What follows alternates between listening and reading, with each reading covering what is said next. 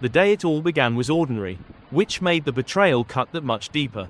I'd just come home from work, kicking off my shoes and relishing the quiet hum of a house that, despite its flaws, still felt like home. My sister, Lindsay, was in the kitchen, her voice sharp as she argued with her fiancé over something trivial. I paid it little mind. Family squabbles were as common as Sunday dinners. I was halfway up the stairs when she called my name. Alex. Her voice, already strained, cracked like a whip. I turned to find her storming toward me, her face flushed with fury. "Where is it?" she demanded. "Where's what?" I asked, confused by the venom in her tone. "My ring," she snapped. "Don't play dumb. It's not funny." I stared at her, dumbfounded. "Lindsay, I have no idea what you're talking about." Her accusation hung heavy in the air, the weight of it settling in my chest. The argument escalated quickly. Before I could make sense of what was happening, the rest of the family joined in. My mother, her brow furrowed with worry. My father, his voice uncharacteristically sharp as he demanded I come clean. The more I protested, the guiltier I seemed in their eyes. It didn't matter that I'd never touched her ring, that I had no reason to. The family's collective judgment bore down on me, their belief in my innocence crumbling under the pressure of Lindsay's tears and misplaced anger. By the end of the night, I was packing a suitcase. I stuffed my belongings into the suitcase with shaking hands, my vision blurred by a haze of disbelief and anger. The voices from downstairs carried up the staircase, a chorus of accusations and consolations that weren't meant for me. My sister's fiancé was trying to calm her down, while my father and mother discussed the next steps, as though this were a legal matter and not a baseless attack on their own child. I caught fragments of their conversation as I zipped up my suitcase. "She's devastated, Greg. It was her engagement ring." "I know, but Alex, I don't want to believe it. But Lindsay wouldn't make this up. Wouldn't she?" I thought bitterly, but I bit my tongue. There was no point in arguing now. I descended the stairs slowly, each step heavy with the weight of my own humiliation. The suitcase bumped against my leg, a tangible reminder that I was being cast out like an intruder, not a member of this family. My mother was the first to notice me. "Alex, wait," she said, her voice trembling. For a moment, I thought she might change her mind, that she'd see how absurd this was and stop me. But instead, she placed her hand on my arm and said softly, "Just take some time to think. If you did take it, bringing it back now would make things a lot easier." I pulled my arm away. "I didn't take anything." The words fell into the silence like stones into a well, sinking fast and disappearing without a trace. No one responded, not my father, who wouldn't meet my eyes, nor Lindsay, who was curled into herself on the couch, her face buried in her hands. I felt like a ghost in my own home, unseen and unheard. Without another word, I walked out the door.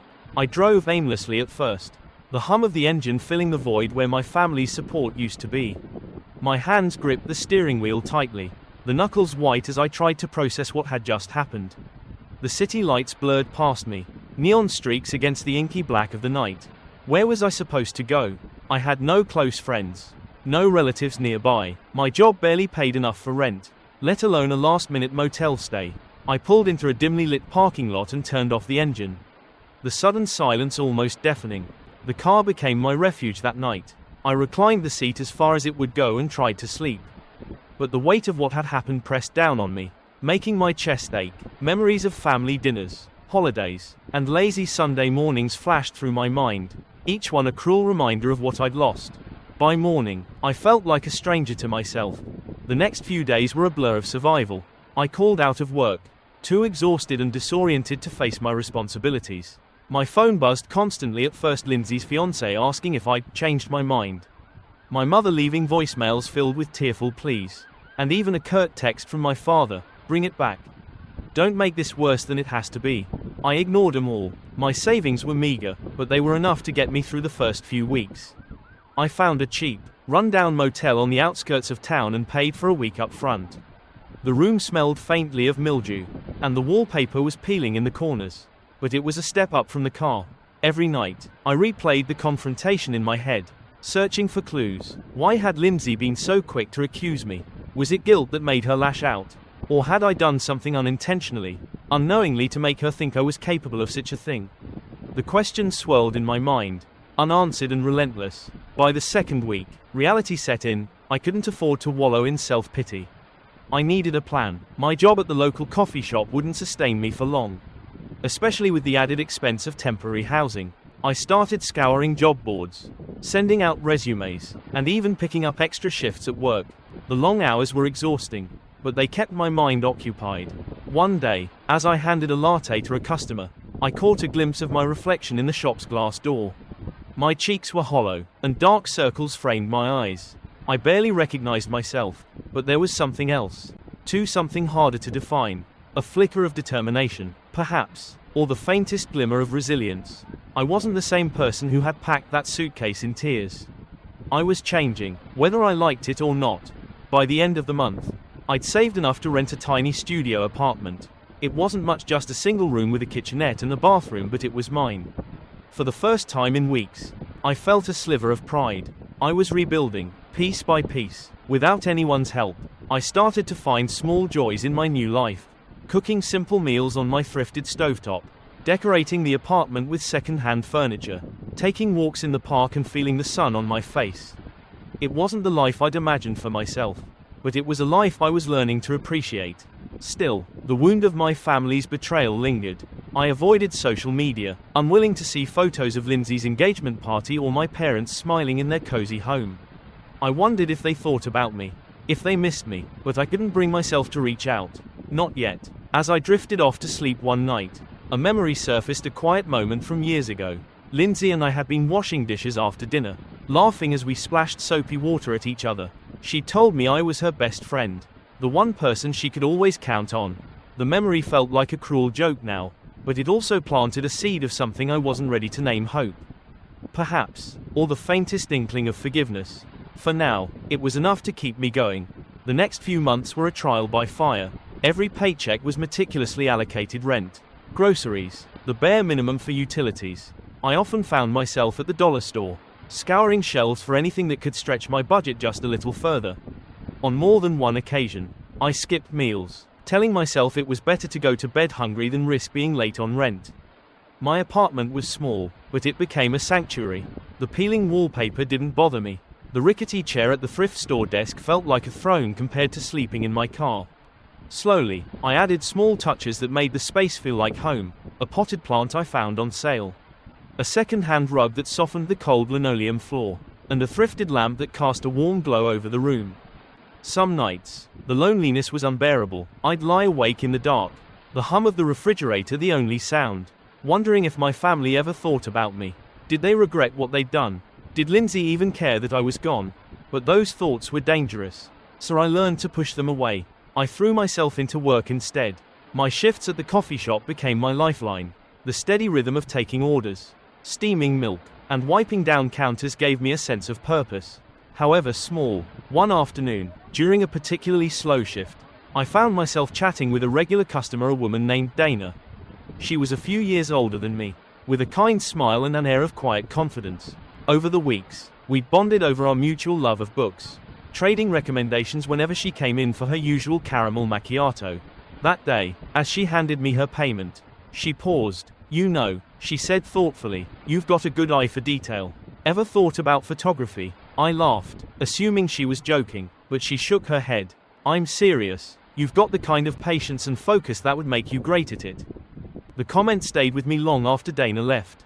Photography had always been a passing interest, something I dabbled in with my phone camera, but it had never occurred to me that it could be more than a hobby.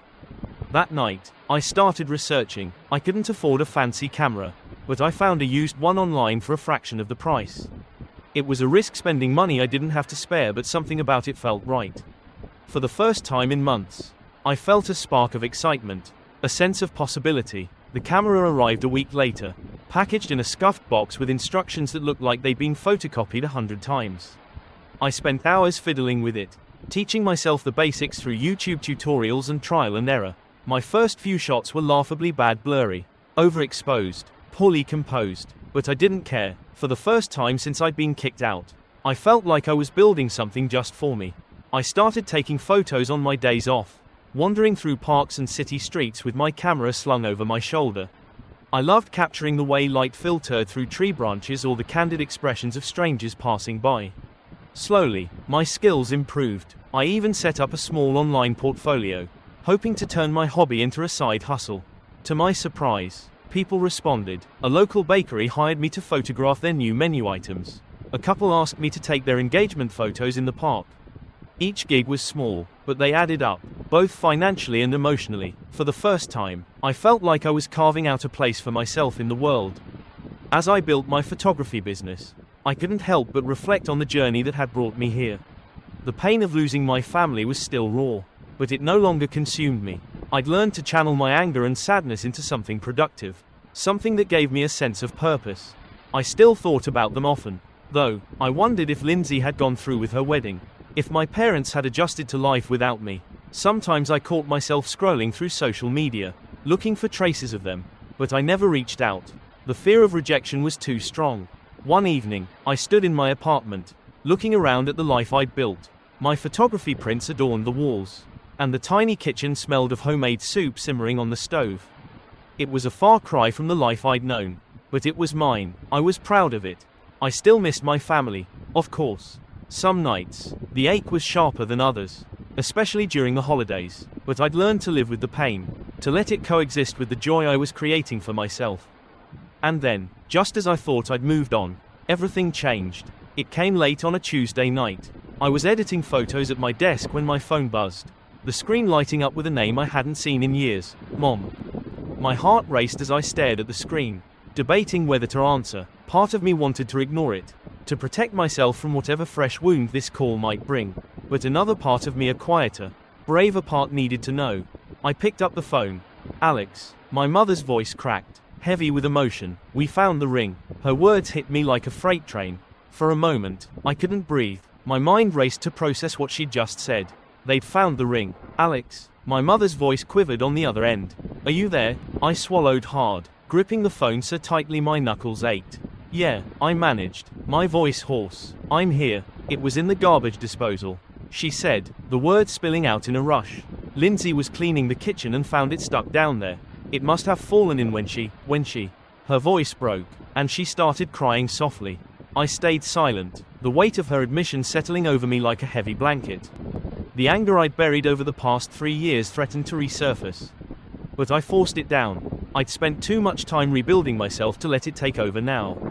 I don't know what to say, I said finally, my voice colder than I intended. My mother sniffled. We're so sorry, Alex. We were wrong. We should have listened to you. Please, can we talk? In person? I hesitated, the bitterness bubbling just beneath the surface. 3 years. They'd let me believe I was nothing more than a thief for 3 years. Could I really face them now?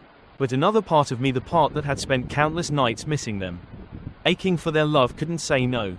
I'll think about it, I said before hanging up.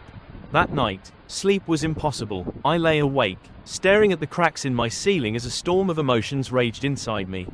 Anger, hurt, relief, and even a flicker of hope all fought for dominance. The memory of that night, the accusations, the betrayal, the way they'd turned their backs on me played on an endless loop in my mind. But now it was joined by the image of my mother crying on the phone, her voice trembling with regret. I didn't know how to feel. I didn't know if I could forgive them, but I knew I had to face them, if only to get the closure I'd been longing for. 2 days later, I stood outside my parents' house, my stomach churning with nerves. The house looked the same as it always had: white siding, a porch swing that creaked in the wind, but it felt foreign now, like stepping into a memory that no longer fit. The door opened before I could knock. My mother stood there, her face pale and drawn, her eyes red from crying. Alex, she whispered, her voice thick with emotion. I nodded, stepping inside. The air was heavy with tension, as though the walls themselves were holding their breath. My father was sitting in his usual armchair, looking older than I remembered. Lindsay stood by the fireplace, her arms crossed tightly over her chest. She couldn't meet my eyes. For a moment, no one spoke. The silence was deafening. Finally, my mother broke it. We owe you an apology, she said, her voice trembling. All of us. We were wrong to accuse you. We should have believed you. I don't even know how to begin making this right. I glanced at Lindsay, waiting for her to say something, but she just stared at the floor. The anger I'd tried so hard to suppress flared up again, hot and unforgiving. You let me believe I was a thief for 3 years, I said, my voice sharp. You kicked me out. Do you have any idea what that did to me? My father flinched, but I didn't stop. I had nothing, no one, and all because you couldn't take a second to think that maybe, just maybe, you were wrong. Tears welled up in my mother's eyes. We were terrible. There's no excuse for what we did. But we want to make it right. Alex, please, give us the chance to make it right. I looked at Lindsay then, my voice colder than I intended.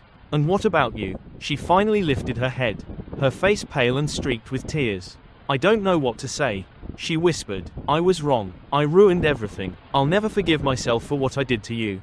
Her words hung in the air, and for the first time, I saw the guilt etched into her features. It wasn't enough not yet, but it was a start. Over the next hour, I poured out everything I'd kept bottled up for 3 years. The sleepless nights, the crushing loneliness, the struggle to rebuild my life from nothing.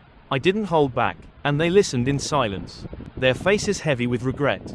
By the end of it, I felt lighter somehow, as though a weight I hadn't realized I was carrying had finally been lifted.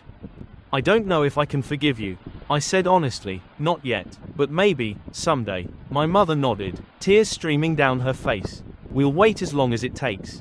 The days that followed were tentative, filled with awkward conversations and careful steps toward rebuilding trust. My parents invited me to dinner, and while the first few meals were tense, we slowly began to find common ground again. Lindsay was the hardest to face. Her guilt was palpable, and while I couldn't bring myself to fully forgive her yet, I appreciated her efforts to make amends. She offered to help me with my photography business, even recommending me to some of her friends. It wasn't much, but it was a start. Over time, I learned to let go of the bitterness that had consumed me for so long. Forgiveness didn't come easily, but it came gradually, piece by piece. I rebuilt my relationship with my family on my terms, setting boundaries and making it clear that I wouldn't tolerate being taken for granted again. My photography business flourished, and I found joy in capturing moments of beauty and connection. The pain of the past never fully disappeared, but it became a part of me, a reminder of my strength and resilience.